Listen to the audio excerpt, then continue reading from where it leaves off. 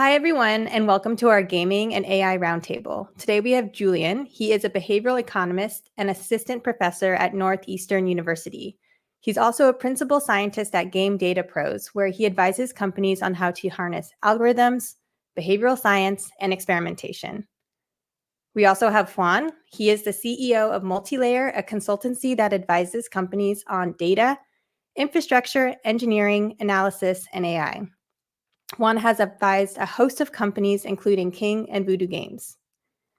And I'm Allie. I'm a product manager, and I'm here to ask the questions. You guys ready to get started? Yay. All right, let's do it. Yeah. So, Julian, I read your paper, and I totally understood it. But I also asked ChatGPT to explain it to me as though I'm a 5-year-old. So I'm going to read you ChatGPT's response, and then you can kind of react to it and fill in any missing parts. This paper is a guide for game makers to make sure you have the best time playing games. The paper has 4 important parts to making a great game. Part 1, making you feel smart. Make sure the game makes you feel like you're getting better at it. Part 2, making friends. Sometimes it's more fun to play with friends, so games should try and match you with other players who like the same things as you and are about as good at the game as you are. Part 3, making it fun to buy stuff. Sometimes games will let you buy special things to make the game even more fun. The game should make sure it's fair and fun for everyone. And then the last part is letting you choose.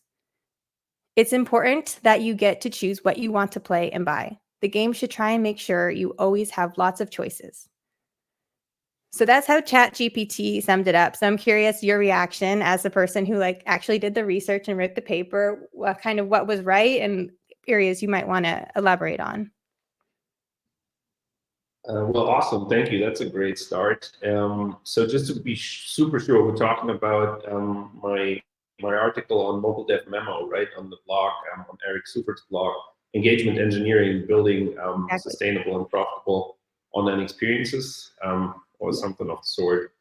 And so I love the summary, to be honest. It's probably much better than the way I wrote it up. I tend to be a little academic in how I write about things. So yes, I've done research for about more than a decade, backing up, like diving into how to engage humans and players sustainably in online experiences and especially games. And I think the summary is spot on. In the framework, the dimensions are more like competence, relatedness, and autonomy, right? That I lean into, and that goes back to actually scientific theories in the field of motivational psychology. But I think the summary is spot on. I love it. So I'm not like a student who's cheated on her paper. Well, you may be, but the result's pretty good. I feel like one of the cruxes of the paper too was around sort of a more personalized experience. Is that like a fair understanding from the paper? Yeah, absolutely. So, I mean, the starting point for me is actually the question, like, how can we use algorithms and the data that we have commonly available to generate even more immersive and more engaging online experiences, right? And so it's all about thinking, like, how can we now use machine learning to personalize specific aspects of a game, of an app? And as media and experiences become ever more immersive, I just figured the starting point for thinking about this should actually be a pretty general theory or concept about how humans engage sustainably and healthily in activities. So I started from a theory called self-determination theory, developed by Richard Ryan and Edward Dacey, who are two professors of psychology at the University of Rochester. And since I think the 70s or 80s, they've been developing this theory. And within self-determination theory, we have a sub-theory called basic needs theory that posits that humans need 3 basic needs to be fulfilled for them to engage sustainably in activities. And those are the ones we just touched on already. So competence, relatedness, and autonomy. And I just figured if we want to really think about how to engage people in a sustainable fashion, this should be probably the way that we start thinking about things. Julian, that's super interesting, and actually I have a lot of questions as a former academic. At the same time, I don't want to make this a scientific symposium. Let me ask one or two because I am very very curious.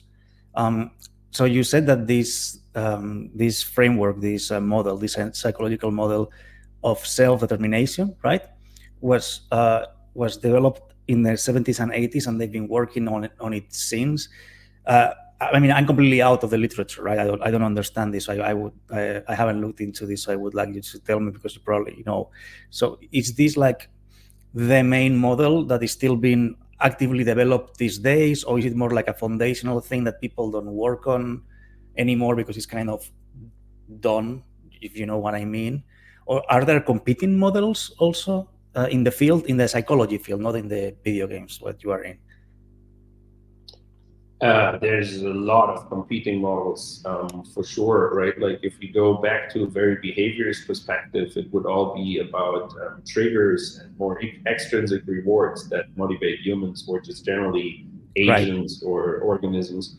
But in 2024, but nowadays in 2024, is this like more like the most hegemonic model or the most orthodox model nowadays, you would say? I mean, just so I wouldn't call it orthodox. So it is still being used and actually applied across different domains, and there's a lot of active research happening these days. I've just read a paper recently where they were mentioning it as its application or relevance for gaming specifically, and that was a scientific article, but there's already blog posts that talk about that as well, including mine, I guess. It's actually a pretty flexible model, right? Because it doesn't make it makes very intuitive claims, if you so will. And that's also, I think, why it's so powerful. At the same time, that's also why it maybe lacks some specificity when we talk about very concrete applications, right? And that's, I think, what we also maybe want to work out today in this video cast, I guess. It's actually my first video cast. So in this video cast, right, like how do we get from this somewhat intuitive and very broad or general model of human motivation to the application areas in the games or in apps where we can really drive value with machine learning? I don't know, did that answer your question? Yeah, it did. I just wanted to understand, like if you were going to tell me, no, this is like the theory of evolution of psychology, or if it's like, well, like there is these three, but this one is the one we like. I just wanted to understand that. But thank you for the answer. I mean, you saved me a lot of paper reading, so that's why I asked it. Well, I think Ali did with the ChatGPT summary. That was pretty good. As a non-academic, when I read the paper as a player, I really liked it, right? I liked this idea of being cared for and having a really custom experience in the game. But as someone who's also been on like the game development side and operations side, I had this reaction of like, wow, this sounds kind of expensive to execute against. Like, it sounds like we would need a lot of resources to create all of these like tiny cohorts and then maintain them. So what's your guys' reaction to that kind of reaction? I guess that I can start now. So to not make Julian just like work too much. So I actually really like the model. Like when we work, we come from the engineering. Often we come to a project that already has a heavy engineering component. So we don't. This is something that comes at the very end. So I am very interested in this stuff. But often it in our contracts it kind of we don't do this. The thing that I found really interesting though is from an operational point of view is that sometimes I struggle convincing stakeholders to do very basic analytics, right?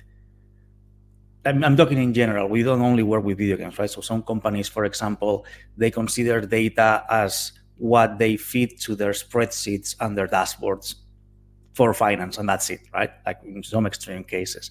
So I was wondering, like, because you probably have a lot more experience than I do on this particular, like selling this kind of particular model to senior leadership and stakeholders. Like, how do you convince them of? Juan, we'll get there, but let's focus actually on this question. We got that question. I'm going to reset.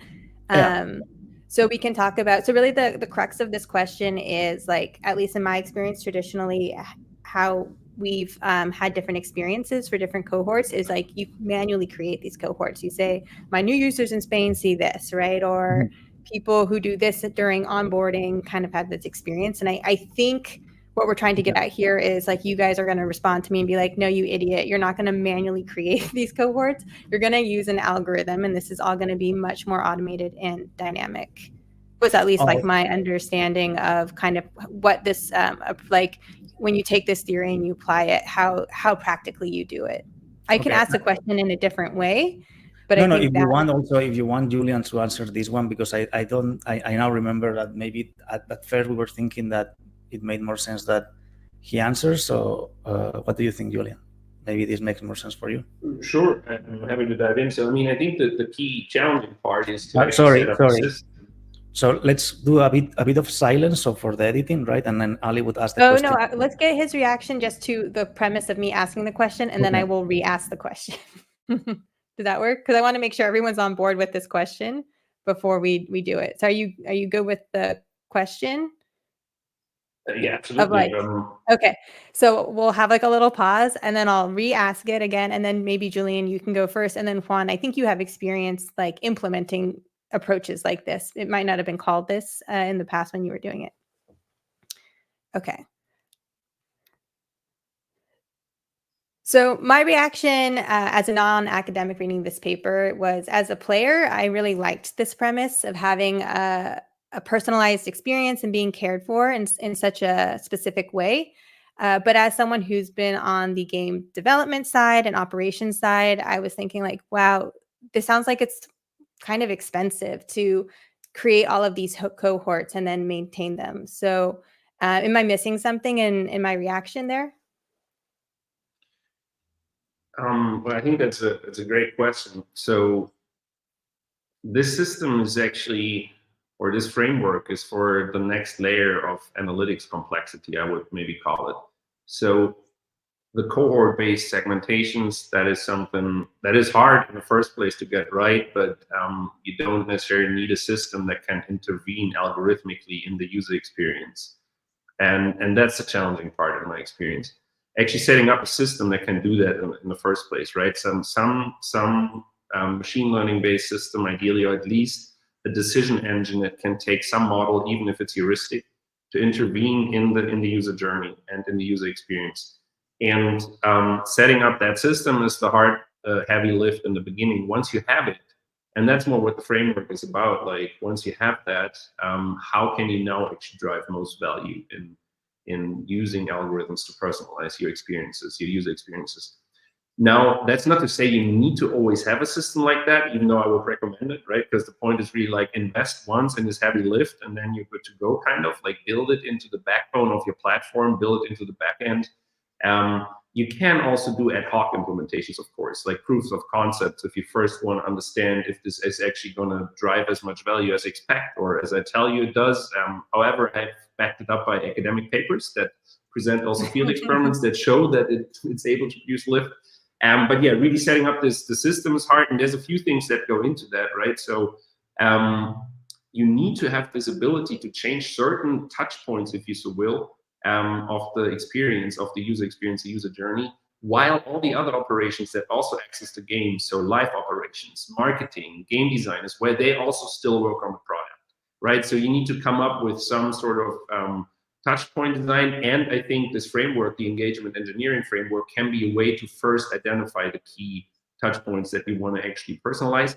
And then another challenging part usually is the data quality, right? You just need to have data that is actually what it should be, and latency can be challenging, especially if you want to do real-time personalization. You sometimes need data points that have just been created through the user's own behavior, and then getting those into the system in a timely manner can also be quite challenging in my experience. But just to answer your question, yeah, there's certainly a heavy lift in the beginning to get this kicked off. So it should really be part of the company's overall strategy, in my opinion. And this is super interesting, and actually triggered a question, because it's something that I've seen a lot of debates about, particularly in video games. So you said that you don't necessarily need cohorts, right? Like you just have an algorithm, some heuristic, and it can be real time or maybe a bit of a delay, but the user experience, so the user essentially gets personalized as it brings input to the model. But do you ever bring like something like, I mean, a layer before, like an unsupervised clustering kind of method to make to segment players in some way, in an automatic way? Is this something that is kind of part of this model, or is something that that you don't use? Or That's an interesting question. So I personally would probably not start with something unsupervised, just because, like, especially, so right, we're talking about a live system that is able to intervene in the user experience. So I would probably want to keep a lot of control initially over what it does. And I feel like, by the way, for the listeners, because I don't expect everyone to understand what unsupervised clustering is, unsupervised clustering is a machine learning method that decides the groups, the amount of groups also that system has. So it's not predefined groups. It can actually decide, okay, well, there's like a new group now, or there's like 5 groups, or then there's 7. So it's very powerful, very dynamic, but it has to be configured well. And I mean, I said unsupervised on purpose, right? Because if you go for a supervised, then you kind of limit yourself. And since this system is very dynamic, I was thinking about this when I read the paper, actually. Yeah, so I would probably, I mean, yeah, the paper is way more focused on like supervised learning applications, or maybe even reinforcement learning, where we have pretty well-defined scope for the problem. Where I think unsupervised learning could be useful is in identifying maybe the touch points even that you want to put in there, or also the segments that might be useful to personalize on, right? That I could see like more as a step in setting up the intervening machine learning system, having it at that stage. It's definitely an interesting question. I haven't given it specific thought, like where unsupervised learning would blend in best in this. My PhD, part of it was unsupervised clustering. That's why maybe I mentioned it. Maybe I'm completely biased, by the way. Maybe I'm just trying to bring in my method here somehow. When you touched on identifying kind of opportunity areas, I was curious, what is like the practical process of when someone calls you up and they say, hey, we want to use your framework to, and optimize our game? Like, what does that first identification step look like? And then maybe, Juan, you can kind of compare that to some other methodologies you've used with clients. Sure, I'm happy to try to answer that. I mean, it's right, like very often, and this goes back to the touch point question, you need to start by parameterizing your game to some extent. You need to have a model. And I think the framework, the engagement engineering framework, can be a first step to come up with a model. But most of the time, you want to make it a little more specific and tailor it to your specific app or game. And then I usually try to give 2 components, 2 key starting points for the framework, right? We have this very broad framework, a conceptual side that we already discussed, right? Starting from like, how can we foster feelings of competence, feelings of relatedness and autonomy among the users? But then that's more like the top-down perspective. And then there's a bottom-up perspective where you can start by doing simple analytics, asking like, what activities do users spend most time with in my game or app actually? Do these activities thrive on experience of competence or on experiences of relatedness? And how can we then help users to have more of these important experiences and cater to individual styles? So say, for example, you have a puzzle game and it's solo player focused and players spend a lot of time actually simply puzzling. They spend 75% of the time just puzzling. And that will mean, coming back to how ChatGPT reformulated the framework a bit, like how can you make them feel smart, right? At being good at puzzling, feelings of competence. And so then maybe supporting players who struggle with understanding the game or being good at it, supporting them to have a better experience could be a valuable first step, because players spend 75% of their time in that game, and that's really a core component then of how to engage them sustainably with it. And then again, we come back to what we already discussed a little bit, like, now, how do we get a system in place that can automatically intervene in the experience and do what we need it to do? For example, give boosters to players that struggle, or give them an easier game board to start from, these kinds of things. And that's the important autonomy component of the framework, is review the system you've come up with and experiment and iterate, because you don't want to have a system that has sort of nefarious effects or is perceived by players to be manipulating them.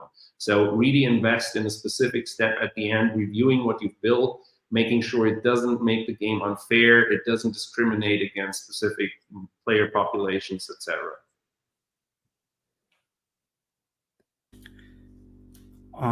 Ali, is this what we were? No, this was just a bonus question. So if you don't like, this is me going off piste. Okay, well, that's good. I actually find this very interesting too, and yeah. But I would be curious for you, Juan. Like, do you come in and often help clients identify the opportunity that they should start with, or generally speaking, are the games teams, they're just so familiar with their games and their players that they really know the right place to start?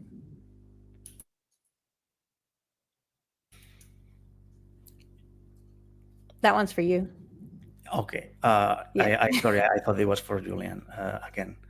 So can we start again? So like with Julian, we talked about like how he uses his framework. Does he use it to identify, problems? He kind of talked about tops up and bottoms, top down, bottoms up approach. And then I was curious if like maybe it's just not applicable to you because people come to you and they already have a fairly discrete area that they want to work on. But if in cases where you've had clients come and say like, hey, we need to make the game better or make the product better, like if you've helped them kind of do identification and prioritization exercises. Yeah, so what we actually, the kind of products we come in, often they have little to no data, so we come in much earlier than game data pros would come. And I was going to ask, that's why I thought the question was still for Julian, because I was going to ask about game design. Like, you are actually very embedded in game design, and I was going to ask a very direct question. I don't know if you can answer, but how do you get yourself inserted in game design? Because I've met a lot of game designers, and most of them are not super keen on working with data people at all, actually. And I am very curious about, maybe you're not the person that is doing the sales, right? But it's something that fascinates me, that you guys actually managed to get in there. Well, it's a process, right? And I think mature design organizations will not be scared of analytics, is my experience. Because in the end, of course, it can feel challenging to have data disconfirm your beliefs, or you invested a lot of time into building something that really is driven by your creative genius, and then you need to learn that one thing you were really excited about actually doesn't resonate with players. But that's not the point where you want to then be like, oh my God, I don't like analytics. It should be the point where you're like, oh, wow, the data is telling me I was a little wrong in my preconception on how this would resonate with players. Let's now fix it. Let's make it better. And that's the way, like, I feel things get golden. So strong design that is able and willing to listen to analytics. Of course, that also means that analysts need to really engage in a dialogue with the designers, right? And not just present data in the way that they want to present it or so on. So a lot of it is about communication, especially initially, and also about education and getting some understanding for these methods out there, right? And that's also what I'm kind of trying to do with this article in the first place. That's also why I love the ChatGPT summary so much, because it breaks it down in simple terms and lets people understand algorithm is a very broad word, right? Like, what are actually the methods and what can we do with them now? And I'm trying to make exactly that a little more concrete. I do find this relatable. Like, we do a similar thing. So, but what we do is we do some basic analytics with whatever data they have, and then we convince the studio to invest in a data platform, and then we build the data platform. But I guess that what you do is you start with some fundamental analytics that talks to the designers, and they go, "Whoa, actually, this is interesting. This is useful. This actually helps." And then you go into the model, right? Which is, but we start in the same point.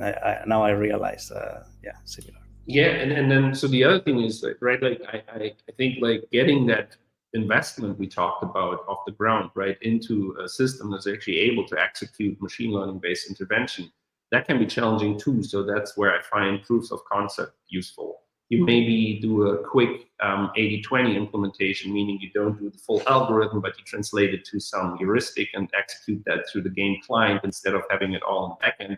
But it's just building out initial case studies or proofs of concept that this is able to drive value. And as you'll see in my blog post, the engagement engineering blog post, I link to 2 academic papers that, or no, actually 3, that each shows based on a field experiment what lift such systems can actually produce, right? Like both on the engagement side, on player messaging, rounds played, and also on the revenue side of things.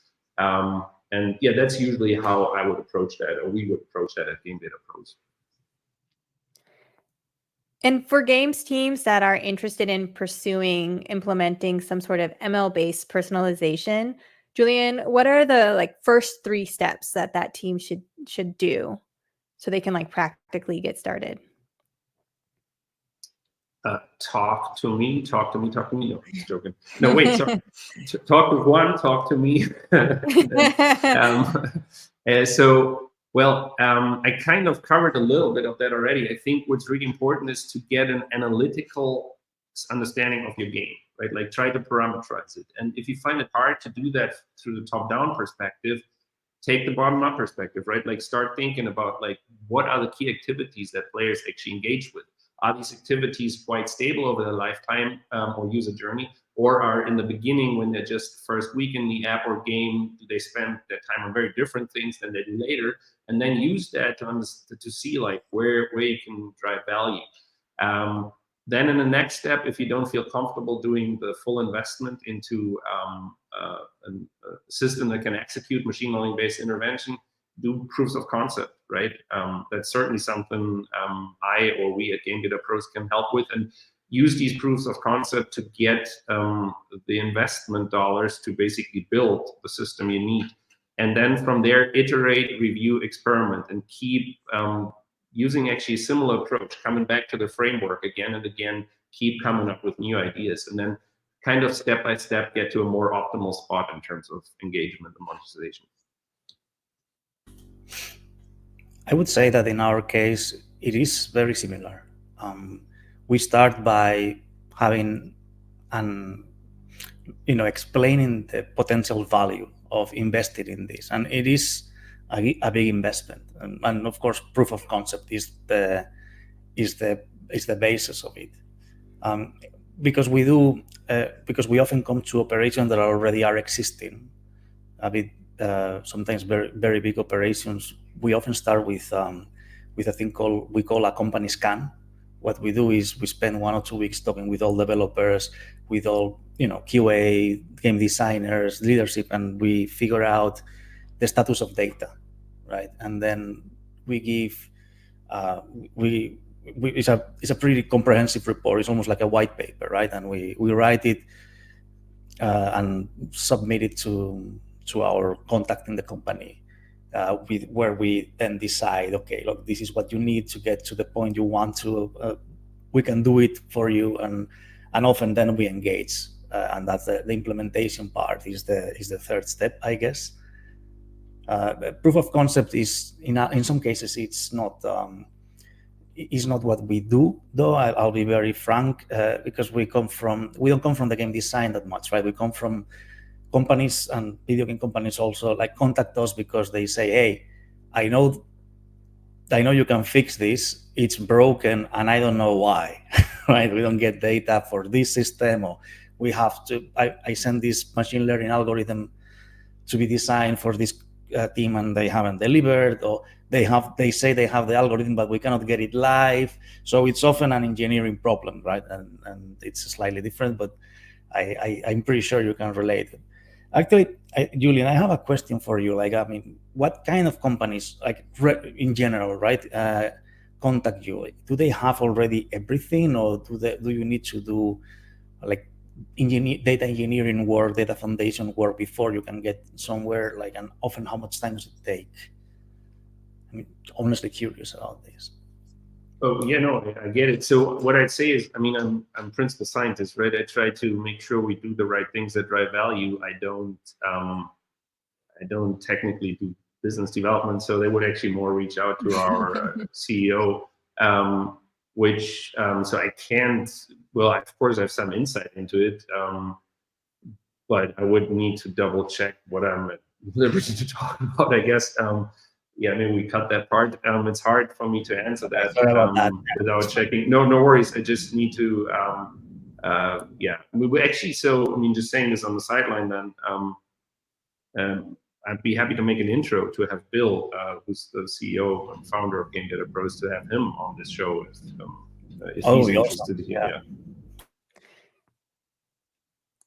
Frederick's not saying anything, but I'll say it. I think we should do it again, this question, and have a really crisp 1, 2, 3 answer. And I think Julian, like yours is pretty good. And I think Juan, where you could contrast more is Julian is assuming that the game team has data and they know how to analyze it and they have the tools to do so.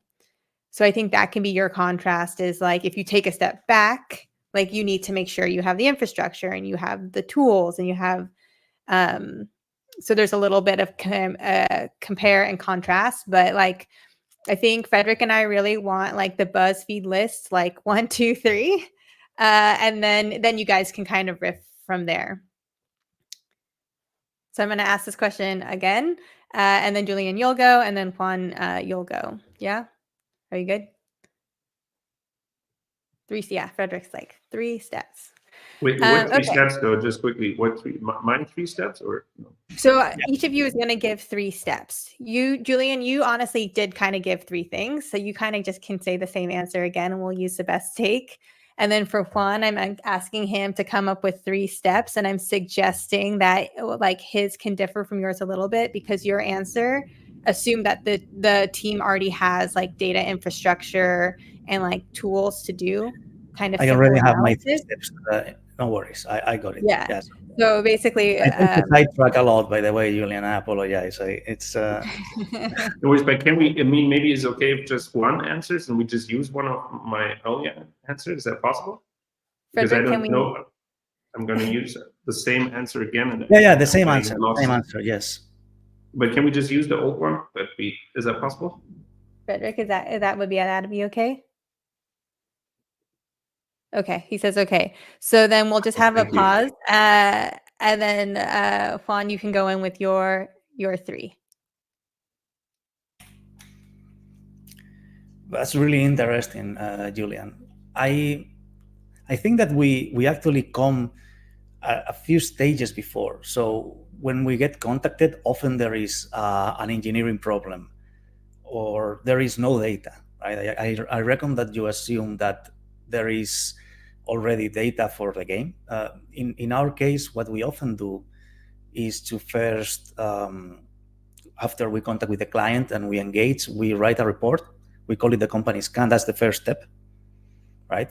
Where we like analyze everything. We talk with the developers. We talk with any data people if they have any, and we talk with the designers, the leadership team, and then after we write this report, in this report we write the status quo of data in the company and then recommendations. And what comes after, often the second step is very similar to what you mentioned, is a proof of concept, because what we are selling is often a pretty sizable project, and the proof of concept gives value to the values perceived by the client, right? They realize that there is something to be gained from engaging in the step 3, which is just the full implementation of a data platform often, or fixing an engineering problem that they need, of engaging in some extra capabilities for A/B testing, enabling A/B testing. It depends per company. So it sounds like if you don't have data infrastructure and sort of analytics tools already in place, that would be your initial steps. But assuming you have that in place, then Julian's kind of gone through those next 3 steps. Yeah, pretty much, yeah.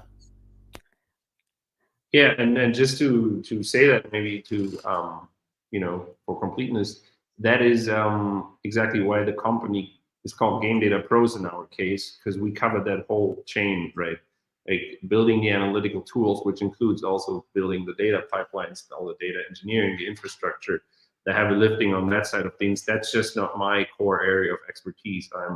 I'm more on the principal scientist kind of side of things, making sure we use behavioral data science and algorithms in the most value-driving way possible. So let's say I'm convinced, as the product manager, the product owner, I'm convinced I want to do ML-based personalization. My next step would be convincing my boss, right? So could the two of you give me some ammunition to sell the dream to the big guys? I'm happy to give you some ammunition. So I like to reference my academic papers again, though. So the 3 ones that I also linked in the blog post, they all show pretty substantial lift, and they were evaluated in randomized control trials. So comparing machine learning based intervention or segmentation based intervention to a simpler baseline, where either that uh, intervention is absent or it's a very crude and simple implementation. And we see through the board a lift of 5 to 25% in monetization outcomes. So Wow. ARPU, average revenue per user.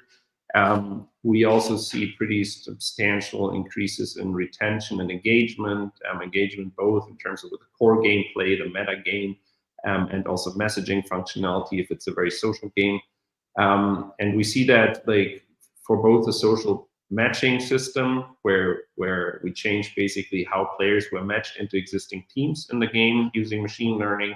We see it for a dynamic difficulty adaptation system, where I particularly want to emphasize that we built that system making sure that the base game for the most engaged players did not get touched and meddled with. So that goes back to that autonomy dimension and review of your system. Is the system actually going to treat everybody fairly? Could there be any nefarious outcomes? So we were very careful to build it in a way that that doesn't happen. And then finally, for a price promotion targeting system that drove a big uplift in revenue as well. So I think with these numbers on board, it's almost a no-brainer, right? And if your PMs or the decision makers on the business side still have concerns, you can start with the proofs of concept we discussed earlier, right? Like just build some things yourself, evaluate them in a randomized control trial / A/B test, and once those numbers are in, it's a simple financial modeling question.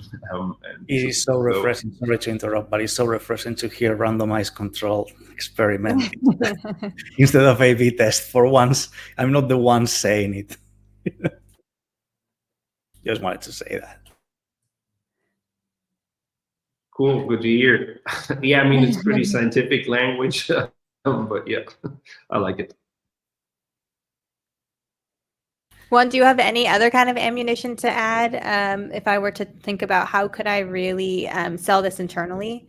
Actually, I do, and it's something funny enough. It's something I've been discussing privately with some partners very recently. There is we went from the data, like more like data engineering / making your company or your video game studio data-driven point of view.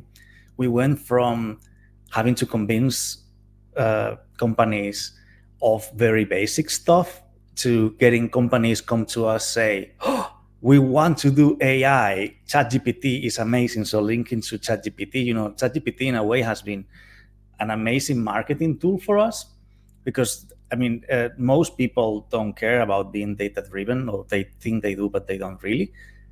But everyone wants to do AI. So the angle is, but it's tricky, because in order to do AI, you have to do all this pre-work that feels like, oh, it's a huge investment and it's really not valuable, but it's actually really valuable on itself too, because one of the things that actually I tell everyone that has very little or no data operation is that you think you know your business, but your business is counterintuitive.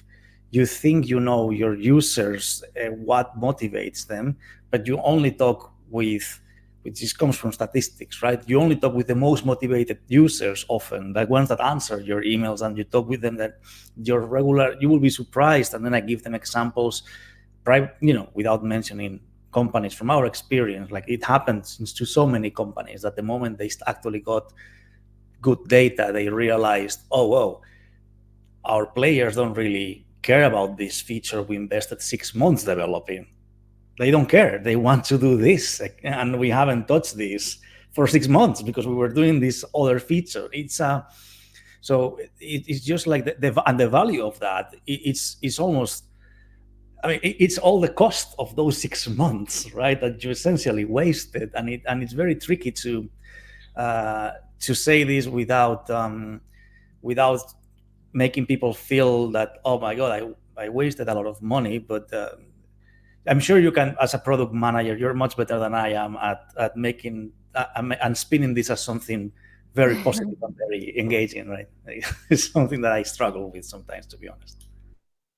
One of the things I'm wondering is, because it does sound like there are pretty significant upfront costs to do that first project, but I guess my question would be, what is the marginal cost of that second project where you're implementing kind of a similar approach, but to a different area of the game? Yeah, that's a very good point, and I should have mentioned this originally. So the thing is that if you build a solid data foundation, you can, on top of that, you can put the reporting, you can get data scientists doing deep dives, and you can build models like the ones Game Data Pro are specialized in a much less effort. You don't need to reinvent the wheel every time, right? So if you deploy a good telemetry system with a solid data model, and then you have the data already clean and ready, and the data quality, as Julian mentioned, is monitored and of high quality. Everything else that you do after, you can iterate much faster, and you will see the results. There is a point when you suddenly have data, and companies do notice a big difference. Yeah, and no, I agree with that very much. So what I'd say though is sometimes you also don't know yet what you'll get, and so that question, what's the lift to the next iteration? Usually it'll be lower than the first iteration, but that also depends kind of like how lucky you were in your first intervention, if you so will. Sometimes you also need to tweak a little bit, and you'll actually only manage to get the true lift in your third take or your fourth take on trying something. And then what's important to note is, like, in the beginning, you may start on a few games that drive most of your revenue or of the sorts. But then as you actually start thinking about cross promotion as well, and what you can do to leverage smart optimization strategies across the games in terms of showing, like, cross promoting players from one game to the other at exactly the right time, and you're showing advertising to specific players and doing all these things, you can unlock yet another layer of value, basically, that you weren't able to tap into before. So I'd say overall, I would expect that over time, the more you do this, the gains decrease a little bit, like kind of like a concave curve to the lift you get, if you will. But you might also run into completely new opportunities that you didn't even think about before, or that just simply weren't possible before. And I think especially cross promotion is one of these opportunities that is super relevant for larger game publishers who have several games or maybe even other media that drive the engagement and revenue.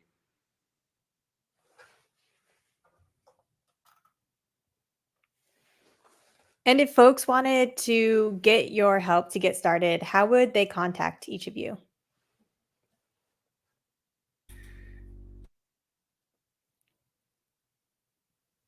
Nice. Okay, I'll go first. It's funny. We both unmuted and muted at the same time. So yeah, just LinkedIn. You'll find me on LinkedIn, Julian Runge, Runge. And you can send me a message there, and I'm happy to chat. That's probably the easiest.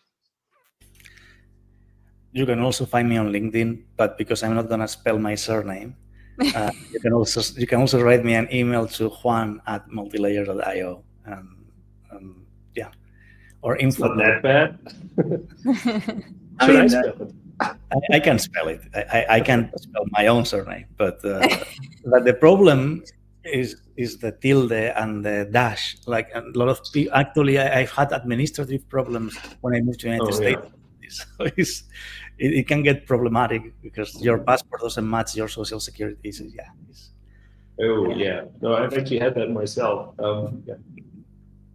Yeah, the power of the short name.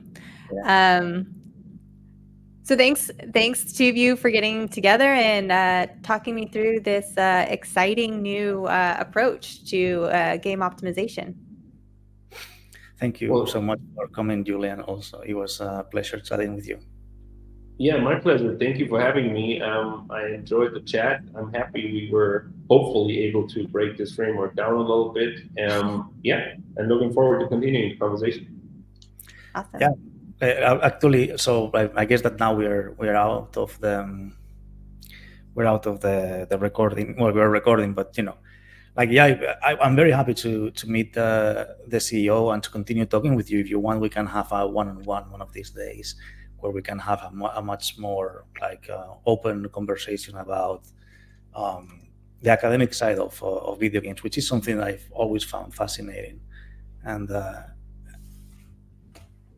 yeah, absolutely. So can you remind me where you're based? Barcelona? No, Amsterdam. Well, Busan. Oh, you're in Amsterdam. Sorry, yes, I remember from our intercom. Sorry. Yes. So many years. Yeah, exactly. Well, cool. Yeah, I'll just let you know if I ever get to either city. And you could maybe ping me if you. I'll actually be in Europe over the summer quite a bit. So otherwise, we can just do a Zoom call also to chat about it. No, exactly. And look, so where are you, Julian, by the way? Say it again. Sorry, I lost you there for a second. You're based in the United States, right? But is the founder in Barcelona? No, not at all. No, the founder is in California. Okay, that's what it is. Yeah, sorry, I don't. I just remembered that you were in Barcelona a long time, and I like Barcelona a lot. So I guess I kind of secretly hope you are in Barcelona, and you're going to take me to your favorite restaurant or something, and we'll have a great time. I lived 7 years in Barcelona, so if we have a business reason to go to Barcelona, I know a lot of restaurants there. Don't get me wrong, but the good restaurants I know in Amsterdam are really, really good. In Amsterdam? Amsterdam was really good restaurants. Breaking stereotypes. I mean, it's just we went to a pretty good one last time we were there. Yeah. Well, so I also just in Barcelona. Just for record, I'm ending the recording, and